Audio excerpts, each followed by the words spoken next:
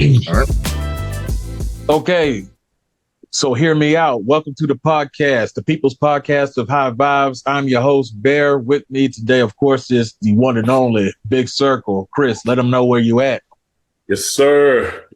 Texas born, Texas raised. Despite the technical difficulties, fired up and ready to go. Yes, sir. With us today is a guy I've been following for a little bit, man. He is one of the producers on a nationally syndicated sports radio talk show. Ladies and gentlemen, give it up for Marvin Prince. Welcome. Oh, what's up, guys, man? Thank you guys so much for having me, man. Appreciate it. Man, no problem, dude. I appreciate you coming on. Yeah. Hey, so one of the things I've always thought about ever since you joined, the DP show is, dude, and you know how those old heads always go around calling Martin Luther King, Martin Luther the King? Yeah. Do you get that, Marvin the Prince? Oh, for sure. I definitely get Marvin the Prince. I get that a lot. And it's funny because when I was younger, I would get, oh man, Marvin Gaye used to sing to me. He used to feel like black was the thing to be. Yeah. So yeah, definitely. Yeah. My name was always a conversation starter. Right. Yeah. So sorry, I'm already going off on a tangent, but my you gotta talk about that middle name. You gotta talk about it both. Yeah. So I was born in Germany. My parents were in the military, and so April 1st, 1984, Marvin Gaye was killed. Oh, right. And so my mom was pregnant with me, and my grandmother was distraught. She sent a letter from Connecticut to Germany saying, you have to name him Marvin. So this is grandma's move. Yep. And I was born April 13th, 1984. Yo, not even a whole 2 weeks. Nope. I think my mother was like, your grandmother sent that letter and it got there maybe a week before you were born. She sent it ASAP. This wasn't no email, no text. This 41 years ago. Right. Yeah. So, and my middle name is Terrell after Chammy Terrell. Okay. So, your grandma requested that too? Yes. Yes. Marvin. So she said his name's going to be Marvin Terrell. And so, my mom was like, all right. Cause my name was probably going to be like Kareem Abdul Prince or something like that. And shout out to grandmas, man. Sending the all executive order. Yes. Man, you know what's crazy? I kind of got a story similar to that. I mean, as far as like my grandma naming me or something, because I mean, it wasn't like the exact same story, of course. I mean, all right, so government name is Baron, right? Baron, right? Mm-hmm. So for the longest time, my parents could not figure out what they were going to name me. So my grandma, my mom's mom, she got my biological father a little present. Congratulations, you're a dad now. Got him a bottle of cologne. The cologne was called Baron.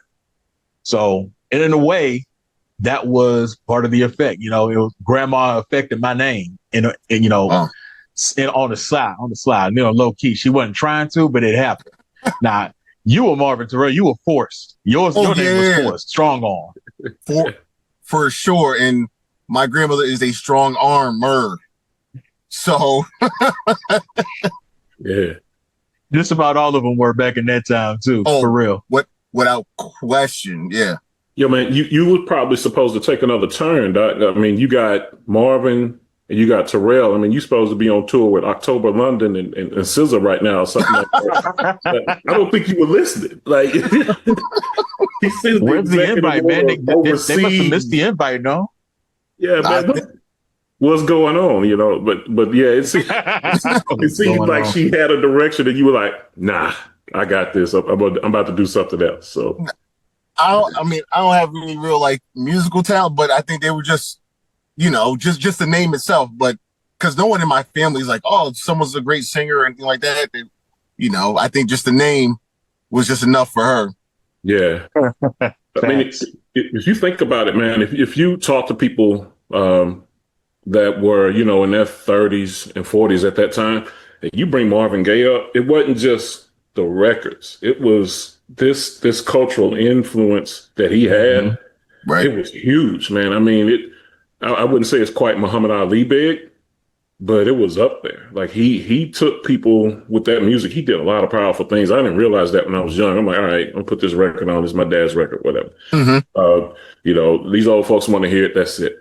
Man, he was huge. And I think Tammy Terrell was kind of this R&B darling that had a whole lot left in the tank. Whole story. There was that tragedy that came with that. So it left this gaping hole. And oh, yeah. Yeah, so I didn't really understand that until maybe about the time I went to college, man. I was like, man, this is super serious. So clearly that bug bit your grandma's because she was like, here's the directive, Doc. oh, yeah, and for sure. And so, and Bear knows this, like, so on the show, we used to do this thing called like Cookout Fridays, you know, play songs, you know, that I don't cookout, right? I missed and that. So, yeah. And for business purposes, like podcast stuff, we can't play songs anymore because then you got to start paying. And I was like, I said, no, nobody's money here. Money's not that long. Like, like everyone's all right, but nah, it ain't that long. Yeah. So those are the records that I heard, you know, Saturday mornings, you know, as soon as they bump R&B, it's time to clean house. And so those songs, you know, I grew up with, and my mom. So it's funny because somebody was asking me like, "Oh, was your mom into like rap?" And I was like, "Sugar Hill Gang is probably where she stops." Right. And so, yeah. So it was a lot of like, you know, R&B and soul records from, you know, the 70s and 80s that was being played like in my house. That's why I have such like a vast knowledge of it. Right. You get into your mom's car or your grandma's car, like, nah. They used to call rap talking and cussing. Yeah. He said, world of music. Oh, yeah. And so that's the music I grew up on. And obviously those are jams. So I never had a problem with it. So, so that's where it kind of all stems from. Cause people were always like, how do you know so much about that? You just grew up with people that know about it and that lived through it. So. Well, that's a fact. That's what that's how I get my extensive music background with my uncles, man. You know, they fool around. It's you got in the car, you got in the truck, you got in the van. Only thing you're going to hear is, Isleys. You're going to hear, Earth, Wind and Fire. You're going to hear Smokey. You're going to hear Marvin and Tammy. You're going to hear, you know, that old school stuff, you know, stuff that whenever you looking at, you know, their live performances, it's still in black and white and kind of fuzzy, you know, or it's in that fuzzy Technicolor, you know what I mean? Right. They still wearing the platform shoes and the feathered boas and everything, you know, that stuff you see in Vegas today. That was like every day on any set, any street that you think of now. Shoot, that was regular. That was regular clothes. That was Tuesday's clothes. Yes, it was. Look, man, you watching the show, you see a cat come in and he got a sequin robe on. You better buckle up, Doc, because he can't wear that and not come out there to rock, man. And I used to see this stuff, like these kids coming in on the spaceship with the, you know, with the joy. I'm like, man, what is that all about? And 5 minutes James Brown put my cape on. Yeah. Like, come on, man. So, yeah, that's real right there, man. Stevie Wonder was my guy, by the way. That was my first. You know, I graduated kindergarten, but before that, I graduated Stevie Wonder University. Man, my dad was just steady spinning. So now I'm killing with my kids with it the same way. So, oh, look, I mean, I think "As" is the greatest song ever written. What song? As.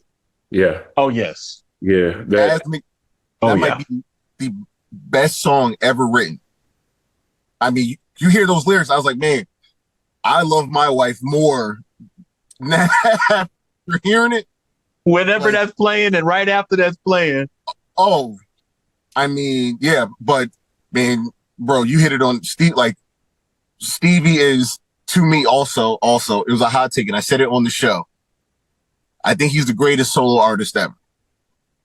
So yeah, you said it on the show, hands down. But look, I'm not even going to be mad at you. Yeah. I ain't coming at you, homie. You good on that. Yeah. You good on that call. You know what that's like? That reminds me of like when people say, when somebody says something like Kareem Abdul-Jabbar is the best basketball player of all times. That's on the same level if you ask me.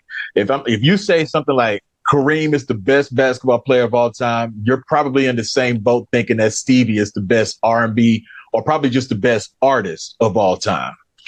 Even though you got MJ and MJ, Michael Jordan, Michael Jackson, you know, you got, whoever else you want to name on there. Some people might even want to fool around and pull, you got people that pull Prince.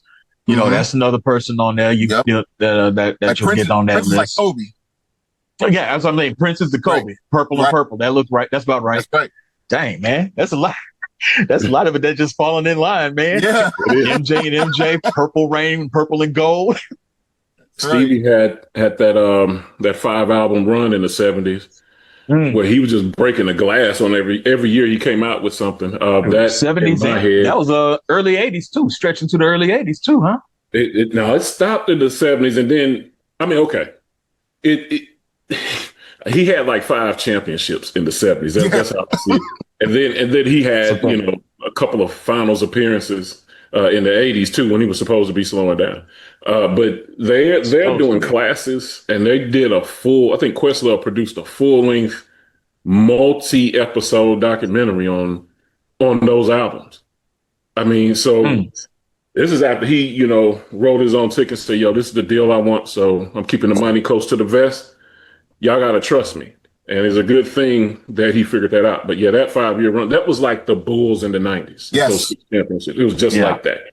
Yes. And Az was on one of those albums. So this guy was getting synthesizers and all that, and he's knocking everybody's head off. Like people trying to figure out what he's doing down there. And once you hear this, they wasn't ready. They wasn't ready. Yeah, he's a monster, dog. Prince, man, how in the world did you go from laying cables to being a producer on a worldwide syndicated sports radio show, man? I mean, tell us that story. I mean, I know the story because I follow the show. I watch it at least about 3 or 4 times, 3 or 4 days out of the week for sure. And I'll probably just have to catch up on the podcast during the weekend if I miss anything. But for everybody who's watching, who doesn't really know, let everybody know your story. Yeah. So I ended up, the big German who, he's the executive producer. He runs all the scenes. Yeah. He runs all the behind the scenes stuff on the show. And so Dan used to do his show. Dan Patrick used to do the Dan Patrick show out of New York a couple times, maybe a week or every other week. And not to interrupt you real quick. Just let everybody know. We're talking about Dan Patrick. Yes, that Dan Patrick, the guy who, not the Texas governor. I'm talking about the guy who used to be on Sports Center during the 90s, who basically elevated Sports Center to where it was then and to where it can be now at this point. Yeah. Welcome to the big show. And Fuego, that DP. All right. Keep it going, man. Yep. So he was doing, the big German had a show on Sundays called Fantasy Zone, and it was all under the Direct TV umbrella, which the DP show was underneath. And so a utility had dropped out. And the utility in the TV world is somebody that just lays down cable and all of that. Long story less long, he hired me. I did Fantasy Zone for 2 seasons, and then he called me into his office and said, hey, we're building a new studio out in Milford, Connecticut. And I live in Connecticut, maybe about 15 minutes away from Milford. And so, long story less long, I get the gig there. Then DirecTV gets rid of the DP show. They get rid of all sports programming. And I was like, man, I just got this job. I done spent money on stuff. I ain't even got... I done bought a new car. And so, you got job security, but man, they pulled the rug real quick, huh? Oh yeah. And this is like 2 months after I got the gig. And so, luckily, and before this, I was working at ESPN Radio as a board operator years prior. Okay. And so I already had experience there. And so the big German was like, hey, we do need somebody to edit the highlights from the audio side, the highlights that you hear on the radio. And so I was like, all right, perfect. Fast forward, I'm doing that for maybe like 3 years. Things are going well.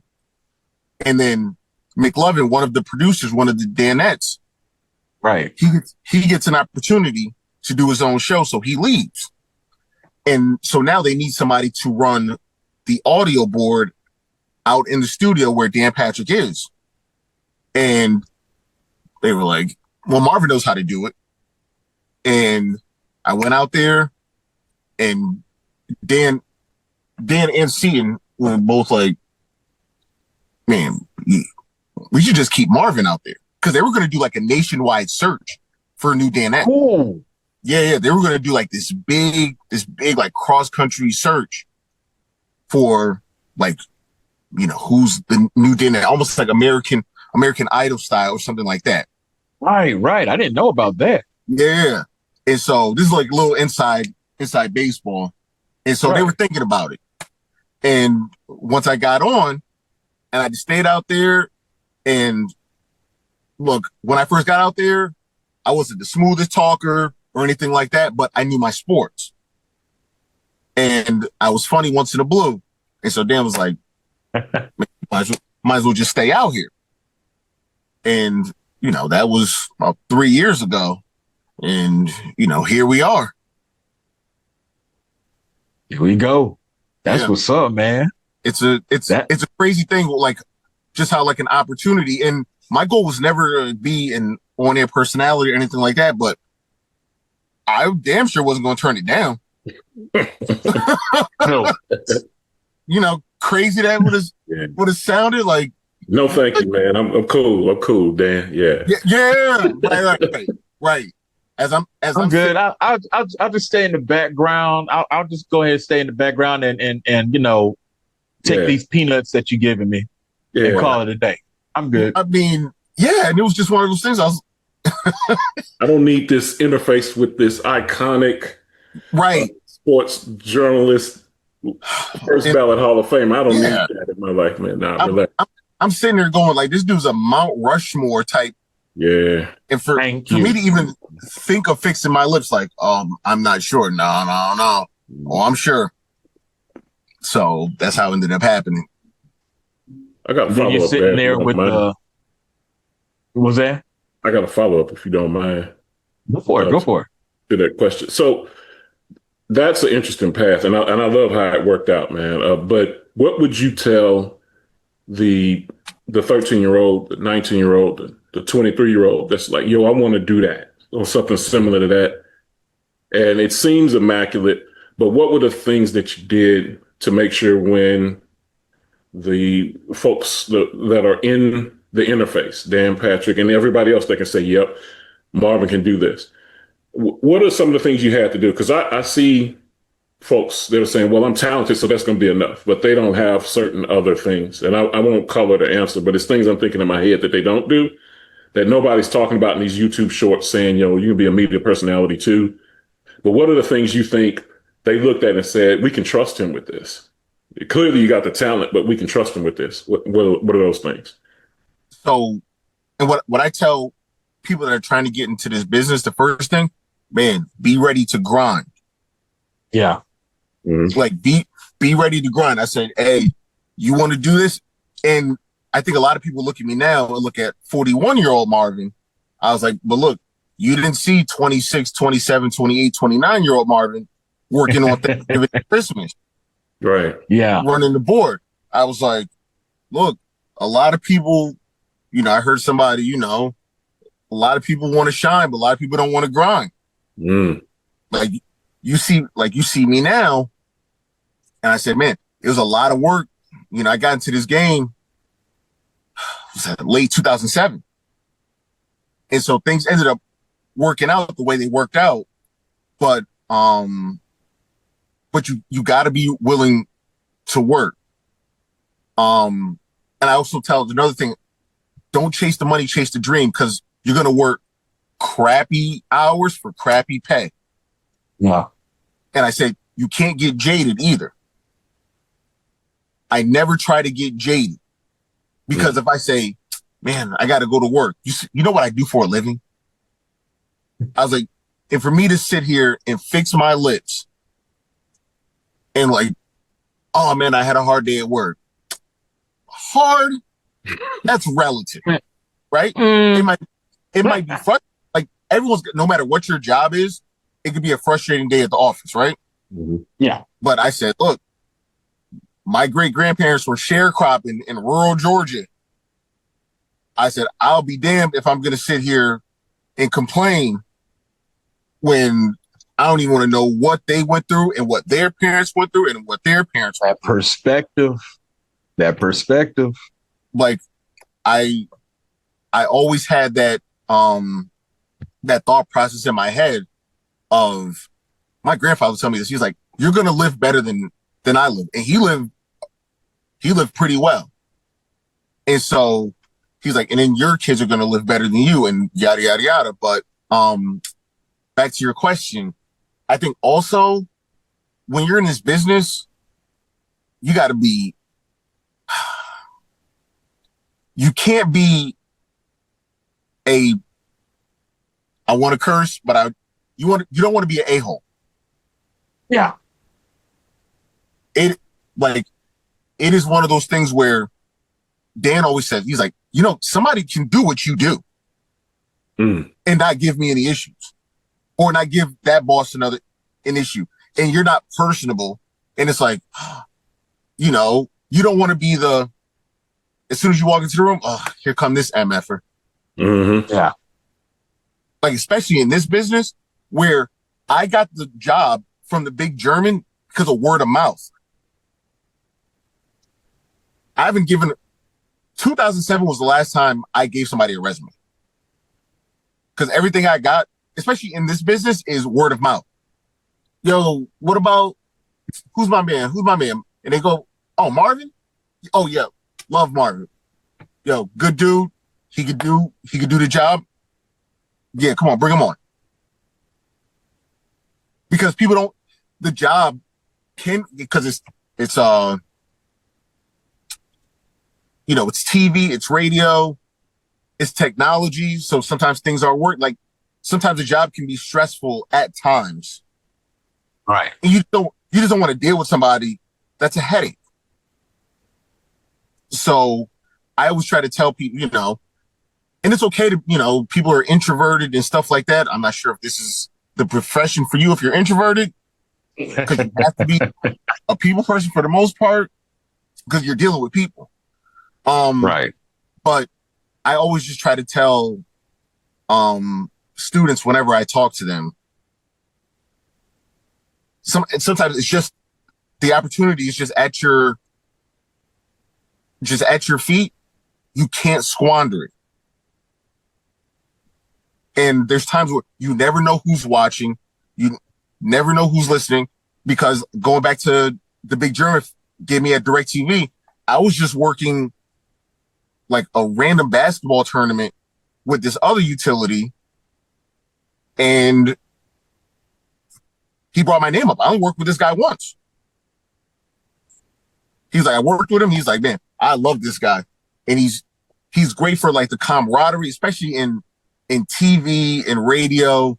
It's a small group and you really want, some type of camaraderie. Not everyone's going to be, BFFs, but you do definitely want to, just not be. Gotta have that vibe. Yeah, you gotta share a good vibe, man. Yeah. Yes. Because you're gonna be with them for like y'all gonna be together in like that small area for like what, 4, 5, 6 hours a day straight. Right. So right. I mean, 5 days a week. That's your second home. You know what I mean? So yeah, especially like when y'all got to fly together. You got to sit by certain people. Well, that's a different story.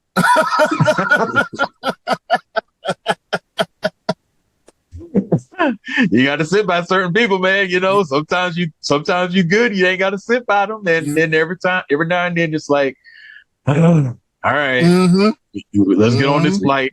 Here we go again. Yep. So, man. So, okay. So when did you decide that, this was for you? This was the thing that you wanted to stick with. Like, now DP said that he's probably going to be retiring here within the next, what, 2027 at the end of that year. So he extended it. So it's going to be Super Bowl 2028. Okay, Super Bowl 2028. That's right. Yep. Yeah, that's right. So is this something you want to stick with doing? Oh yeah. Definitely. I got bit by the bug. And the good thing is being in this position has given me such a big platform to where people know in 2028, myself and the other Danettes will be available. Right. And so, I definitely have some opportunities I want to pursue in this business in 2028. And so I think I'm gonna stick with it. It beats working. Facts. I like that. It beats working. This is gonna be my job, but it's not a job. Right. Right. It's my job, but it's not work. This is just my job. It's not work, but it's my job. It's all about perspective, like you said. Facts. Mm-hmm. Who's the biggest, oh my goodness, celebrity moment that you've had? Mm-hmm. That somebody had to pull you to the side and be like, Prince, calm down, bro. Man. So I'm a 49ers fan. So Joe Montana. Yeah. Yeah. When we met Joe Montana, that might be at the top for me. What's cool about this? You got to think hard, bro. That is a blessing. That's a word. I could just spit it out, but the coolest part about this is you really got to think hard on what was my biggest celebrity moment. Yeah. That is so fire. It's for real. No, it's crazy. It's, as seeing one of the other Danettes always says, what a world. Mm-hmm. Yeah. Yeah. Crazy. Yeah. But yeah, Joe Montana. And you know what? There's times when you meet people, especially athletes, you just don't realize how big or how small they are. Yeah. So the one that got all of us was when at the Super Bowl in Las Vegas, when we met Cam Newton. And we were like, ooh, he is a enormous human. We were just like, oh my gosh, look how big he is. Yeah. It was wild. How did they make a person like that? And yes, I'm sitting there and I'm just like, I'm looking at him and I'm like, what is going, like, where'd you come from? Like, you play quarterback? You should be rushing the pass. That dude, he was big and he was put together. I was like, oh, that dude stays in the gym also. And it was just like, oh my gosh. So, yeah, like Cam was one of those, like, damn, that is a big dude right there. There's been a couple, there's been a couple other cats when, so random. So Ryan Leaf has guest hosted the Dan Patrick Show before. Right. That's a dude. Ryan Leaf is a big dude. Really? Ryan about 6'6". Okay. Yeah, that makes sense then. Yeah, like, that makes sense. Yeah. Who else was like big? Like big as he was big. I'm trying to think of who was taller than I thought. Eli Manning was tall. Eli Manning's about 6'4". Eli, for some reason, I always look at him and thinking like he's like, you know how they talk about the short quarterbacks? He always seemed to me, in comparison to other players on the field, I always thought he was like maybe 6'1", 6'2". Yeah. Knocking on 6 feet. Yeah, because Peyton's 6'5". Met Peyton. Yeah. So a lot of these guys, you'll see him. Drew Brees is my height. Drew Brees is about 6 feet. And you're just like, how'd you do it? How did he survive? Yeah. Oh, also, I know the show interview, but I do have to ask a question about Drew Brees. Yo, is that dude the biggest culture changer in your lifetime? You got to think. So we're probably all old enough to remember when the Saints were the Aints. Yeah. Brown bag special. Yes, that dude might be up there as far as culture change. So if you're 25, you don't remember the Saints being sorry like that. Right. You might remember exactly.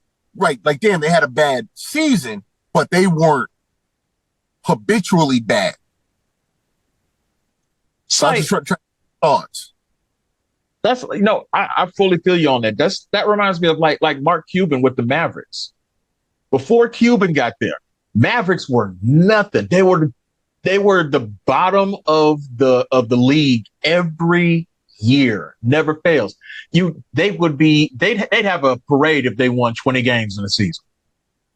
Cuban gets there, and like you said, if you're of a certain age, if you're like 25 years old or whatever like that, you don't understand a bad season with the Mavericks. You don't understand a bad season with the Saints because Cuban changed the whole culture with Dallas. In fact, he changed more of the culture than just the Mavericks. He changed the culture of the NBA, honestly, because I think he was more of an influence in the NBA during that time period than LeBron, and everybody wanted to give LBJ all that credit for the super team building and things of that nature.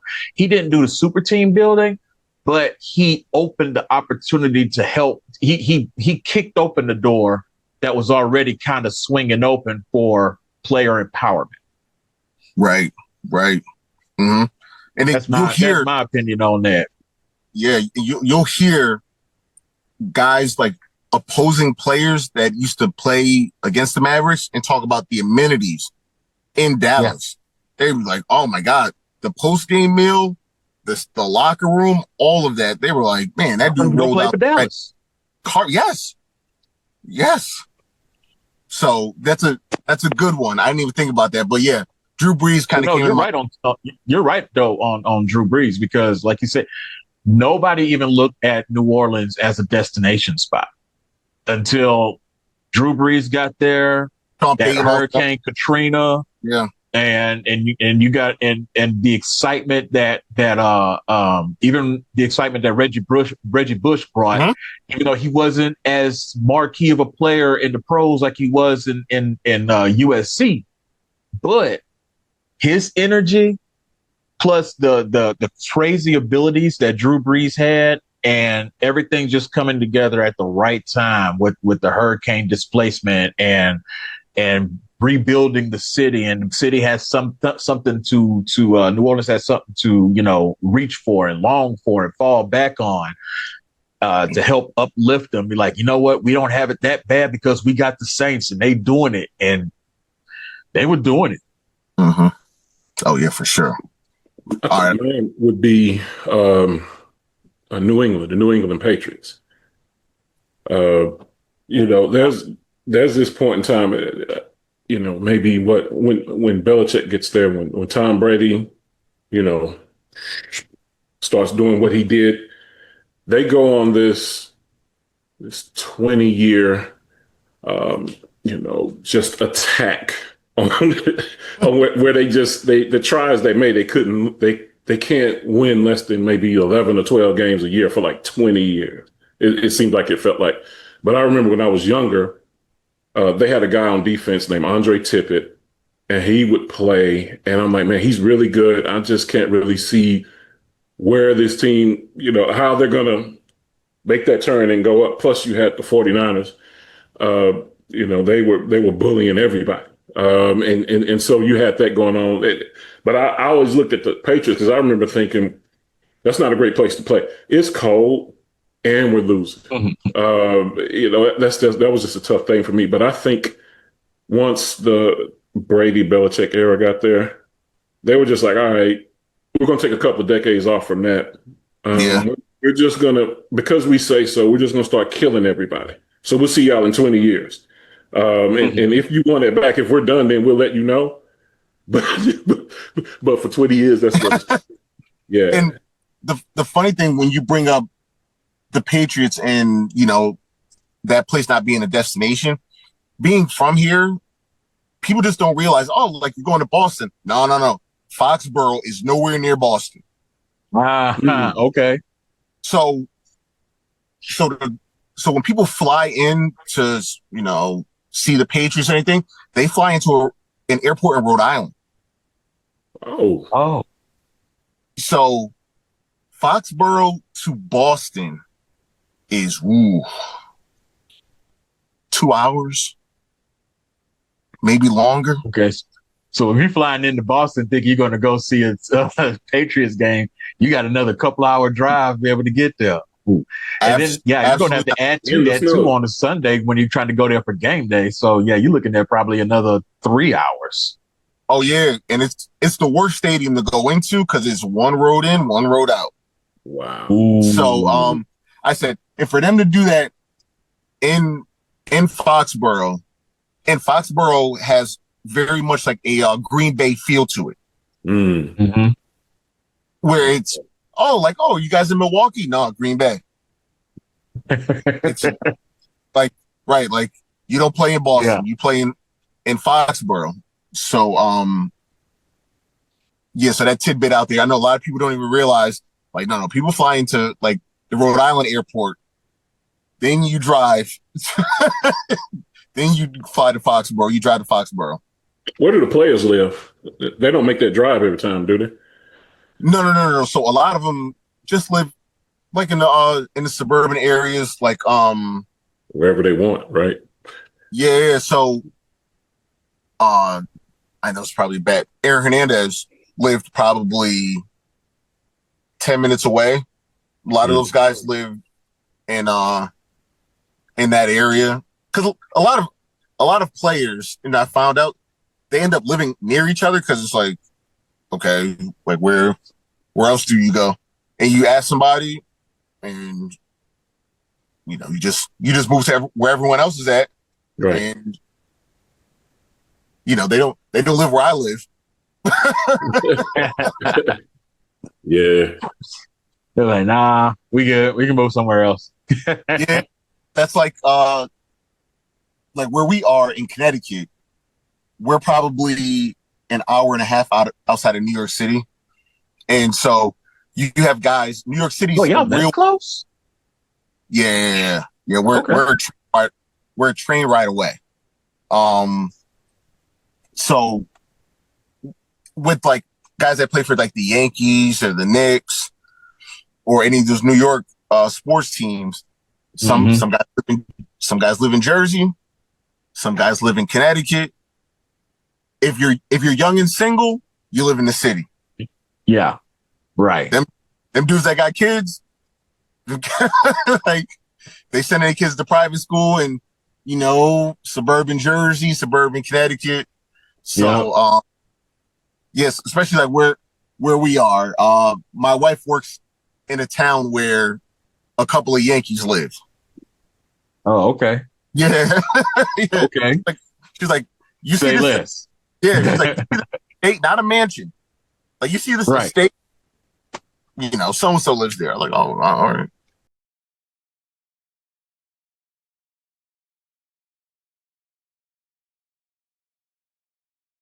So I know your favorite sport from watching the show. I know your favorite sport is basketball. So, my guy, what brought on the love for basketball? So my first favorite team ever is the Michigan Fab Five. Yes. Yeah. Yes, sir. Chris Webber's my first favorite player. Talking about culture changing. Yeah. I told somebody that once, and they said, actually, one of my old bosses, like, that Michael Jordan. I was like, Michael Jordan was so ubiquitous, like, duh. Right. Like, right. Who doesn't love Michael Jordan? You got to take him off the board. Right. And so I remember the Michigan Fab Five. I saw them. I don't remember who they were playing, but I was like, man, I love them.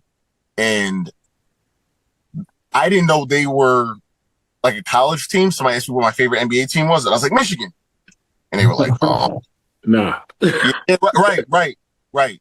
So yeah, so this was when I was about like 8 or 9, and you guys are probably of this age too, where all of this was happening all at the same time, where the NBA was pushing NBA Inside Stuff and Yeah. NBA Jam Session, NBA Mhm. Jam, like all this stuff was going on all at Right. once in the early to mid 90s, where they were really promoting the game and promoting the players.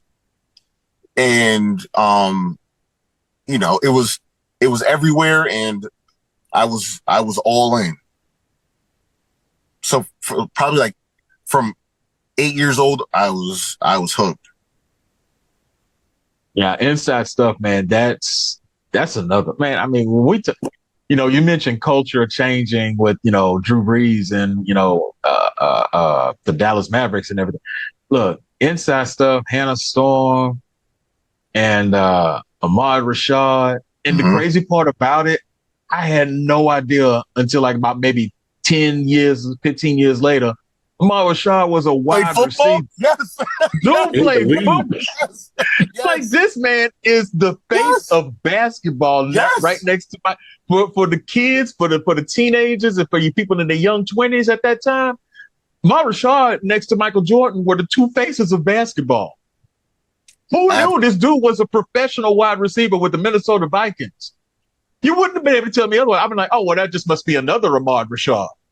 Somebody else named Ahmad Rashad, or he must have met Ahmad Rashad and been like, I know, I want to change my name to Ahmad Rashad.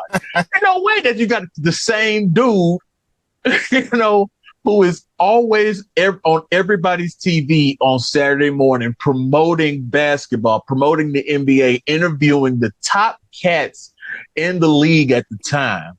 No matter who it was like, that was one of those like, oh man, if you sit down with Ahmad Rashad, you just boosted your games real quick. Your street cred just went up just like that. Your basketball cred just went up just like that because you on the scene with Ahmad Rashad talking to you about basketball. Oh man, Muggsy Bogues is even a better player than I thought he was. I mean, that's just how it was. And it's just crazy. Like I said, how that dude, anyway, that era was a peak era for me when it came to basketball. I'm not going to lie. I loved it. It was like the 106 in Park for basketball, or like Soul Train or something. Like you make it better. Great point. Yes. It's like, yo, what is he doing there? And if you're on there, it's like, yo, this must be a killer, man. Yeah. That was a big time. And the Fab Five they can't make enough documentaries about that. If they make another one, I'll watch that one too. It won't matter. It's like, don't you know this story? It's like, yeah, I do. And I'm gonna go get them black socks, put them on, and sit back, just like I ain't never seen it before. Right. Yeah. That's crazy cool. enough, I'm wearing black socks right now. See? Permeating the culture, man. Man, it's always there. It's always there. But you're right, man. It's like it's appointment TV, dude. Whenever there's a documentary, it's like, man, haven't you seen enough documentaries? Just different perspectives. I'm doing the same thing. Yeah. I'm just looking at the same thing, just different perspectives of the same story. I just want to see what everybody got to say about it. Shoot. I want to hear it again. Especially since a couple of those cats on the Fab Five are some Texas boys, man. So, hey. That's right. Shout out. Shout out to the Lone Star, man. We always got to represent. Hey, actually, another question, man. Y'all gonna kill me because I'm asking y'all questions like this. Is my podcast. Bro, go ahead, man. We got no problem with it, man. This conversation, man. This ain't just interview. This conversation, my man. Okay. All right. So, are you guys both located in Texas right now? Yep. Yes, sir. All right. Houston. Okay. What's the feeling on the Dallas Cowboys in Texas? You're asking the two best dudes for that because we on opposite sides. Okay. I should defer. I'm about to say, Big Circle, you go first on that one, my man. No, but you go, because I might say something and get us canceled. and Marvin, basketball is mostly my thing too, but I got something to say about this. But Bear gotta go first, just to save the show. Okay. All right. Well, okay, just for preference, football is my love. Cowboys are my number one team. In fact, the Cowboys were the only team in the NFL. Everybody else was just a bunch of scrubs. Even though I grew up in the era where, we went 1-15. I know there's a baby picture of me that we used to have where I'm sitting in front of my grandparents' quote unquote big screen TV that was about 32 inches. And I'm sitting there and all you can see is that big old blue star in the middle of the field. And I'm the only one sitting in front of the TV watching the game.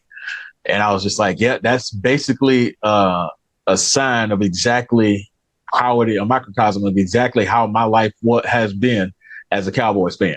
Now, I'm one of those realistic Cowboys fans. Got you. We suck. Just keeping it in the book. Cowboys, I like Dak Prescott. He ain't the one. I was not a fan whenever they picked up Terrell Owens. I kind of, rescinded my fandom during that time period because I'm like, this dude is not going to be good for the team in the long run. And I was right. I would really like for them to get rid of Jerry Jones. I would love for them to get rid of Jerry Jones in some kind of way, but I know that ain't going to happen. Never going to happen. I'm basically Shea and Irvin, just not as aggressive. Got you. Yeah, you know what I'm saying? If you get where I'm coming from. Yeah, I definitely get it. Pick it up, man. Okay, we're going to get to you, Chris, in a little bit, but I got to ask this question. Jay, what is this dude like, man? Is what we see on DP show legit what he is and on the gambling podcast? Yes. Okay. Yep. What okay. it is what you see is what you get. It isn't like somebody. It's almost like Fritzy. Yeah. For people that are familiar with the show, Shane Irving's one of our, Cowboys crazy callers, and he is passionate about his Cowboys, and that's exactly how he is. He looks like one of those big old corn-fed. He's got a 45, tattooed on the side of his head. He is like he's for real. And the thing about Cowboys fans is we respect the passion. The funny thing is with us on the Dan Patrick Show is we try not to go too deep into Cowboys talk because ESPN does that enough. Yes, absolutely.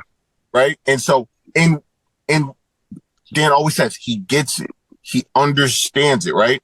Because all of us that are on the show now, Dan and Danette, we all worked at ESPN at one point. So we know what the machine is like. And, it's like, all they talk about is LeBron and the Cowboys. I said, man, they play the hits. I said, y'all gonna be mad? Like, how come you guys aren't talking about the Orlando Magic? And when you talk about Paolo Banchero, you turn the TV off. I was like, man, they are a top 40 radio station. They play the hits. Play the hits.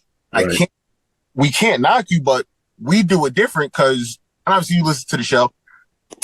Dan's been talking about the Cleveland Cavaliers for the past 3 years. Like everybody else just now getting on the train just because they had a great season this year. But you're right. DP was cheap.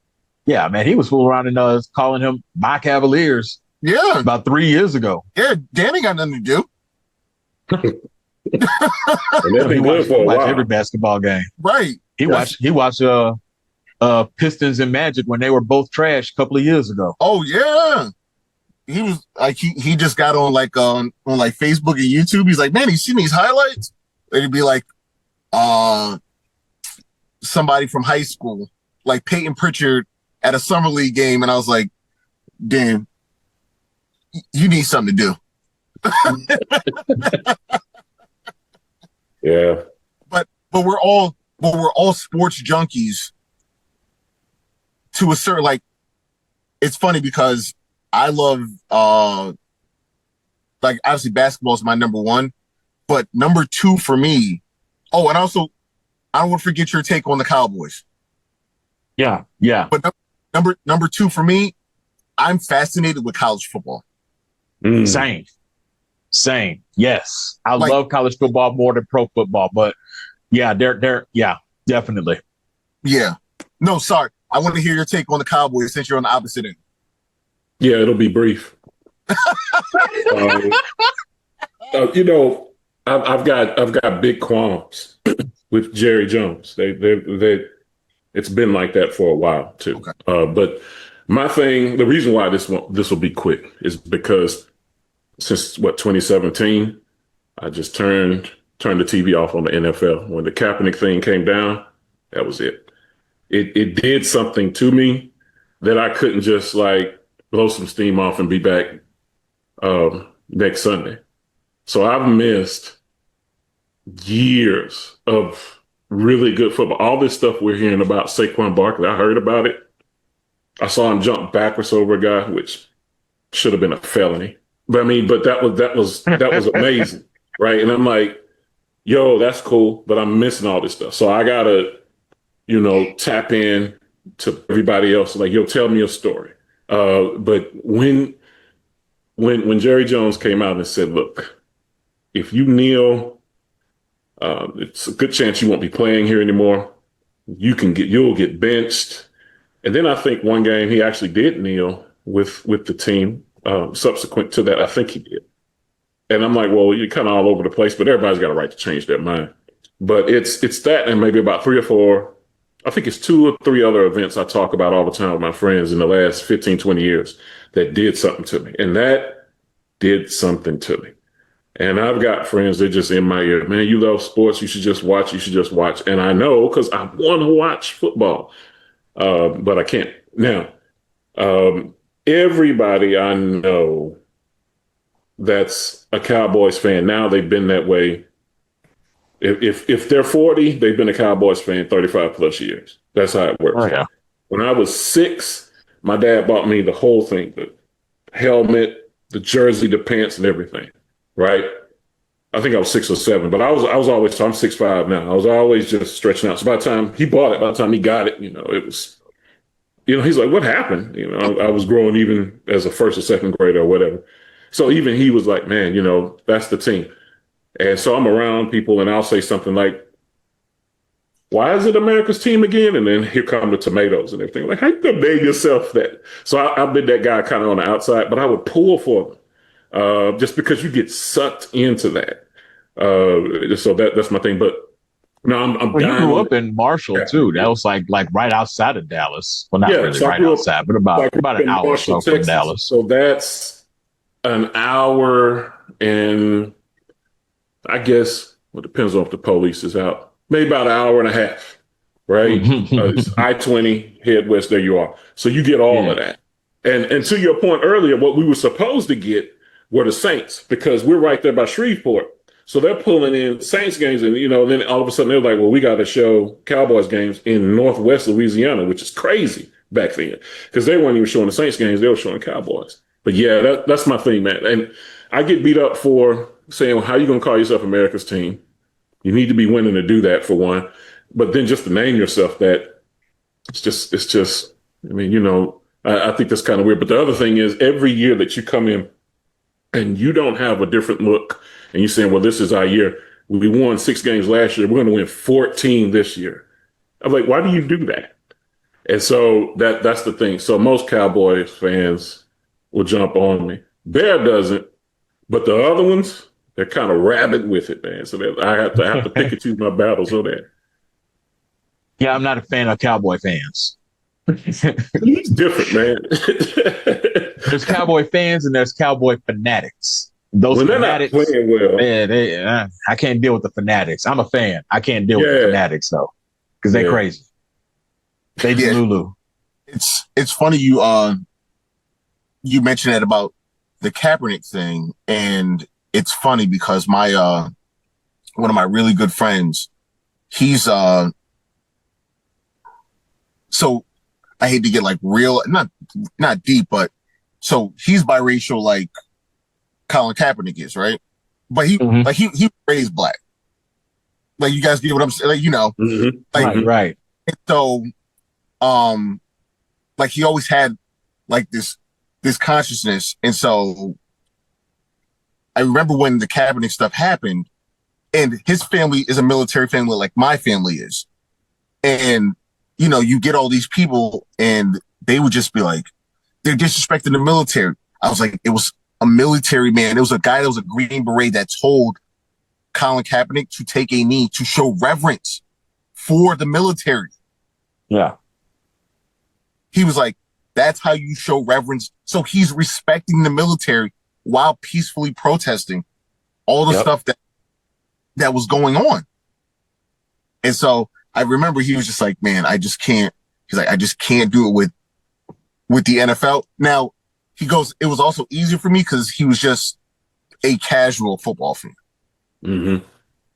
But like you said, it's hard when you're out of the loop and like, oh man, the Giants, he was a Giants fan at one point, they're 4-0 or whatever. And, he's like, I just can't do it with them. Especially when you have so many players like that. You have so many players that are in a spot where we're just going to keep it a buck. You see guys driving cars that are 6 figures. And it's like, what happens if somebody stops them? And they get into this, back and forth. I grew up, like I said, my grandparents came up here from Georgia, and, they were like, Marvin, keep your hands on the wheel. For the love of God, just come home. Right. Yep. And this was before, because the thing is, seeing is believing. Yes. Because people were like, oh, that's not happening. It's just a figment of your imagination, right? And I was like,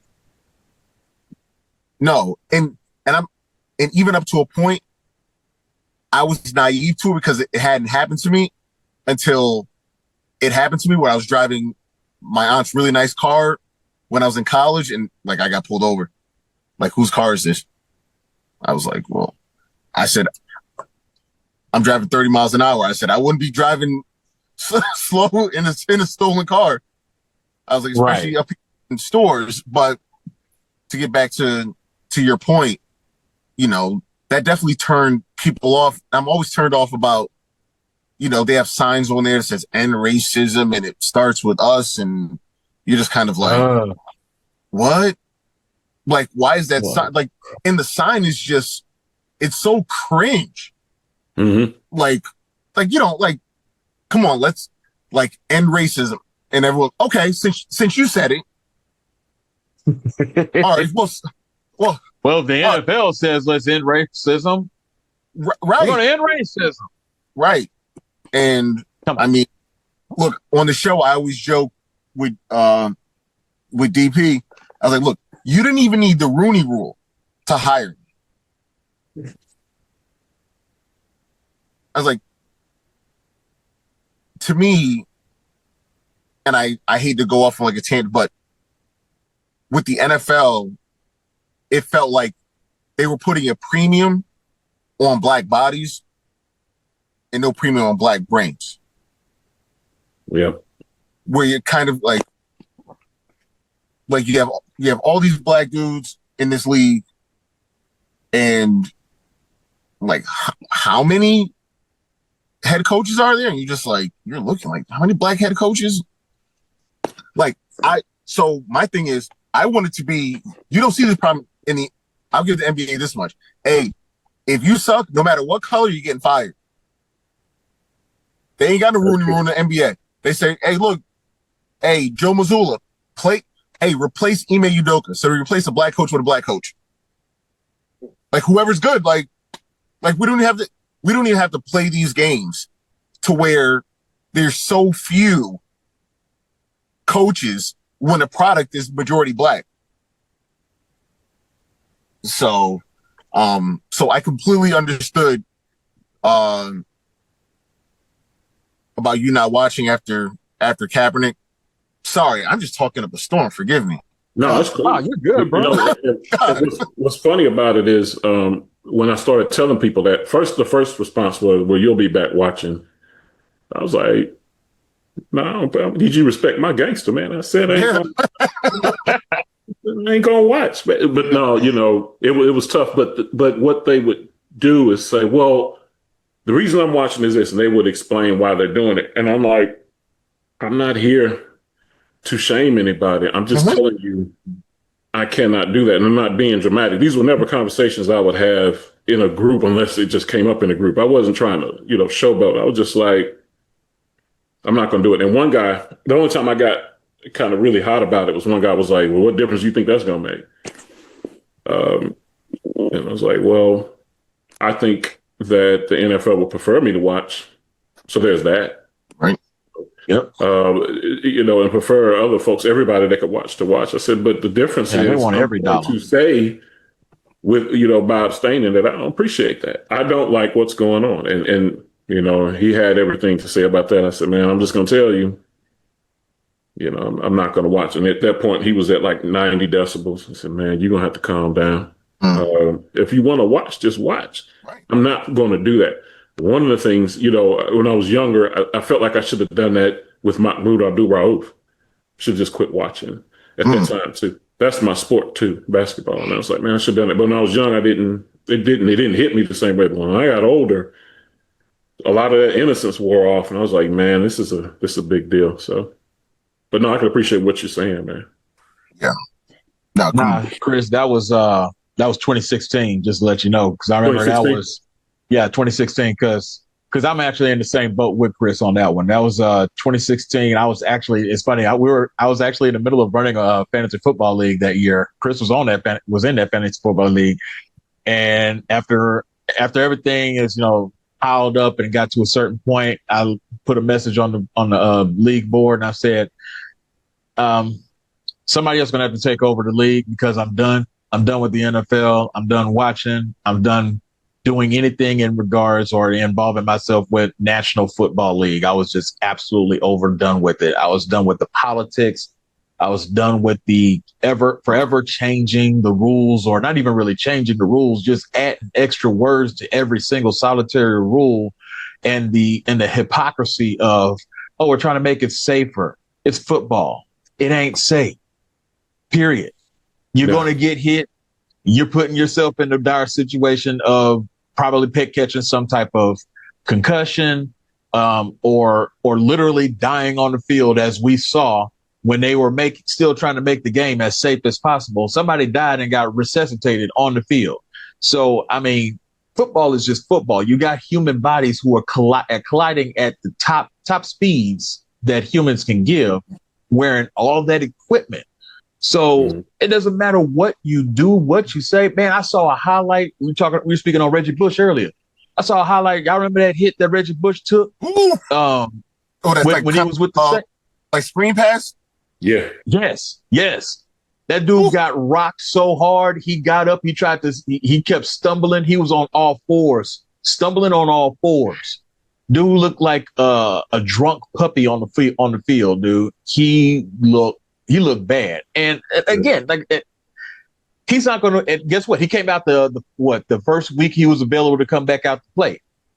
You know what you're getting yourself into. Let these men play the game. Let these boys play the game. Let these kids play the game. Football is a dangerous sport. Don't give me that crap talking about, oh, we're trying to make it safe, yet at the same time, you're trying to add games to the season. Right. Man, shut up with that. Oh, we're trying to make it safe. Man, get out of here with that garbage. Get out of here with that BS. Yes, what you need to do is make sure that you give these guys some really good insurance. You make sure, and also, too, what you need to make sure that you do is that, look, you're giving these guys millions of dollars. Some of them not even millions. Some of them just hundreds of thousands of dollars, whatever. More money than the average person makes, no matter how you look at it. You're giving these guys all this money. Only thing I'm going to say is, number one, these guys should have somebody in there on their side to make sure that they spend this money properly. So honestly, no matter what kind of injuries they receive, they should have the money to take care of it without even insurance, to be honest with you. Number two, if it's to the point that these guys aren't able to take care of themselves, and I'm not even talking about just NFL, I'm talking about NBA, MLB, NHL, whatever professional sport you want to talk about. If this is their money. If they squander it, and if they get themselves injured by playing this game that is a contact sport, no matter which sport you're looking at, it's a contact sport. And they get injured, they get injured. They blow their money, they blow their money. That's on them. Because if that's the same, because we can't look at it the same way of somebody who works in a refinery or somebody who works in a hospital. Oh, well, there are risks to working in a refinery because of the chemicals that you breathe in or you might be working around. There are risks at working in a hospital because there's accidental needle sticks, or you can accidentally cut yourself and contaminate yourself with certain things. Okay. Is there anybody out there talking about, well, we need to sue such and such hospital system or such and such refinery because we got sick and we had to get hospitalized for it? That doesn't make any sense. That kind of makes no sense, right? And this person needs to be making sure that my money is maintained properly. Look, you get paid. They got rid of all that craziness, those frivolous lawsuits and everything like that when people were starting to sue Oreo for making them fat and McDonald's for spilling and burning themselves with coffee that was just too hot. I mean, come on. You can't expect some of these leagues to, in some ways, I get where the argument comes from, saying that, hey, the NFL needs to do this, or this professional league needs to do this to make sure the players are maintained and taken care of. And in some cases, it's like these grown folk who know what they're doing, they're getting themselves in this in the first place. Let them live it. If they fail themselves, they fail themselves. If they screw themselves, they screw themselves. If they come out on top, they come out on top. Nobody's out there protecting the fry cook to make sure they don't get hot grease put on themselves. Just saying. Man, what I like about the NBA tangent. My bad. No, man. What I like. Well, first off, let me say this before everybody gets to thinking I'm some country Malcolm X as far as it comes with this NFL stuff. Every year, me and Barron have a meeting. An unofficial meeting about watching the NFL. It's a random joint. It'll be a text message like, yo, man, I'm itching, I'm scratching over here, man. I need that. I got to get my fix. It's a Sunday and everybody's watching and everybody's there ain't watching. No more college games on this week. I heard about it. I didn't see it. I heard about it. It's calling me, bro. That's what we have. And I like Saquon. Dude, I like Saquon because of the interviews that he's had on DP's show, man. I'm just like, that dude, I'm a fan. And the way that he blew up this year, good grief. I'm just like, to watch that stuff. Yes. But then he played for Philly, too. So I'm like, man, I'm really confused. Every year. Jeremiah Trotter, right? Marvin, he married my best friend, one of my best friends. He used to play linebacker for Jeremiah Trotter Sr. And his son just won a ring, right? And I'm like, I'm supposed to be watching this, right? I should be watching this. I mean, I hadn't talked to his dad in years. I hadn't talked and he lost his wife too. He lost Tammy. May she rest in peace. But I'm like, his kid's out there, and I'm watching him at Clemson come out there every Saturday, decapitate people, and go back into the locker room. I'm like, yeah, so I'm going to watch that when he gets to the NFL. And I didn't do it. One of those meetings, I think I brought that up. I was like, yo, B, I got people's kids I know are going. That's got to be okay. So I want everybody to understand that this is not something that I'm just standing 10 toes down on necessarily. I got the moments where I'm like, man, I'm going to watch. One thing I said was, I'm going to do 10 years of this. Then I'm going to parole myself and I get to go back and watch. So we'll see. But the other thing about what you were saying, as far as how these guys are treated, health and everything like that, I do like what the NBA does with their CBAs. I mean, I have a collective bargaining, about every 7 years or so? Yeah. whatever these cats are doing, the player association and everybody else, they're like, yo, check this out. We're getting paid regardless. That's happening. And we're getting taken care of. And I like how they handle that. And I wish we had more of that with the NFL. I got, people coming that get out the league and they don't have some of those protections I think they clearly need to have. So I agree with that. Big Circle Prince and I went on much longer than expected. So tap in next episode to hear the second half of our conversation. Thanks for listening. Peace, love, prayers, and make a great day.